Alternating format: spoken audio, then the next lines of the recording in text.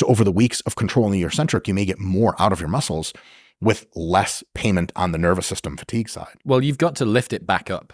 So it needs to come down. You've lifted it. It has to come down, and you might as well collect all the coins on the way down. You're like, there's free hypertrophy coins, just do it. Yes. It's like watching someone play Sonic the Hedgehog, but they jump over all the coins. At least the Jewish part of myself. I'm like, oh, but you missed the coins. What are you doing? Reset the level. Oh, yeah. Just try to pick up the coins. In any case, this will get us canceled for sure.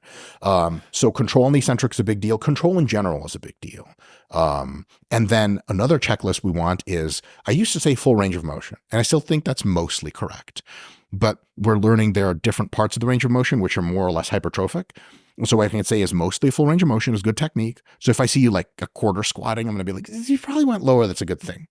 But more importantly, still from an empirical perspective, is just not robbing yourself of the deep stretch. So if I see you do cable flies and you're stopping here, I'm going to talk to you and I better hope you have 2 fucked up shoulders. Because if they're totally healthy, I'm going to say go ultra deep for that super big stretch. Don't avoid that. What's happening in that deep stretch?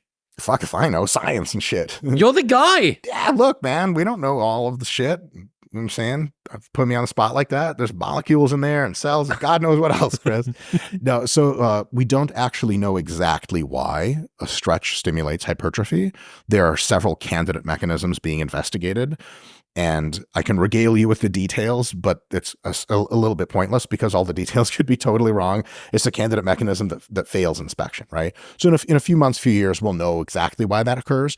But we have something better than a candidate mechanism. We have very good control trials where the only difference between groups or applications is one group goes nice and deep and the other does not. We have studies on, for example, the quadriceps where the volume and the load is identical between groups. You even got clever studies where people train one leg with a deep stretch only, bottom third, and the other leg they train only with the top third of leg extension.